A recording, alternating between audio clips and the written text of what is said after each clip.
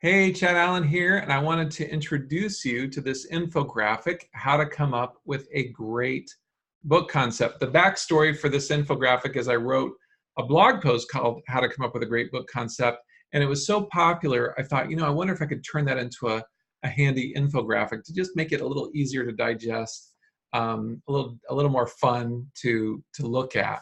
So that's what this is. I'm focused in on nonfiction for this infographic.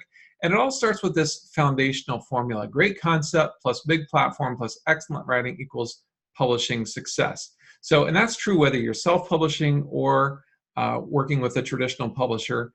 Those are the three things that create publishing success. So, and here are three reasons to avoid a lousy book concept. The first is beautiful writing plus a bad concept equals just kind of a failure type of situation. Number two, strong platform plus a bad concept is just kind of silly. Why would you leverage a big platform in service to a bad concept? And then number three, time and energy plus a bad concept equals waste. Why pour all your time and energy or a lot of time and energy into a bad concept? Is just sort of wasteful. So that's why having a great book concept is really important. You don't want any of those three situations. So with that in mind, I want to provide you with a two-step process for developing a compelling concept. Step one is find the need or isolate the buying impulse. And what you want to do is ask the question, what's the problem to which my book is the answer? What pain will my book relieve? What itch am I going to scratch? Ask yourself those questions. And remember, this isn't about the need you think your audience has. It's about the need they think they have. So with that in mind, ask yourself these questions. What's the problem? What's the pain? What's the itch that my book is going to address? And I encourage you to spend some time on this. Talk to some friends about it. Do a survey to get a better sense of the pain that your book needs to relieve. Ask would you buy a book on such and so? And if you wouldn't, what would you buy a book on? Sometimes you're not very far away if you just listen to people. Number four, read books, articles, and blogs to help develop that idea. Number five, be willing to change your idea. Sometimes a small adjustment can make all the difference.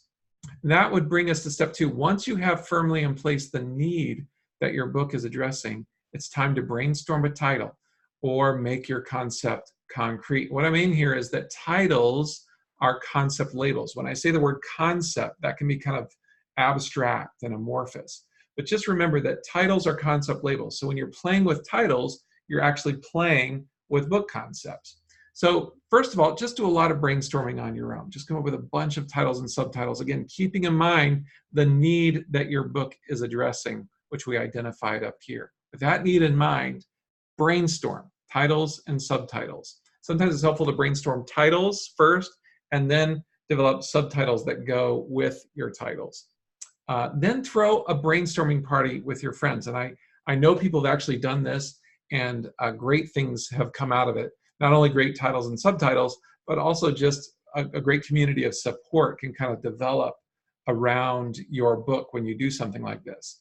Because you're going to ask them to brainstorm. You're going to share with them what your book is, the need that your book is addressing, how your book is going to address it, and then you're going to ask them to help you brainstorm titles and subtitles. They can do that on their own sheets of paper on their laps. And then they can share maybe their top 3 or 4 that they came up with. Then you can put those up on a wall somewhere and have a conversation with the whole group about those titles. Number 3, wash, rinse, repeat until you have 3 or 4 solid title-subtitle combinations that you feel really good about. And then go to your social network and ask your friends to vote on the one they are most likely to buy. I say friends there, but if you have access to a tribe of people that you're trying to reach, that you think would be ideal readers for your book, go ahead and reach out to that tribe and ask them. You can number your title subtitle combinations so that it's really easy for someone to say, I like 2 the best, or I like 3 the best.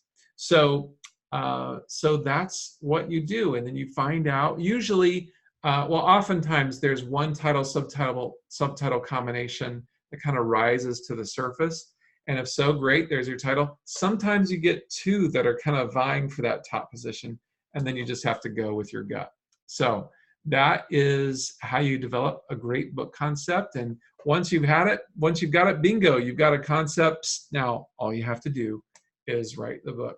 Well, I hope this has been helpful to you. Come on over to chadrallen.com and find some more resources for your writing and publishing journey. That's what I love to do. I love to serve writers. So I look forward to seeing you there. All right, take care. Bye now.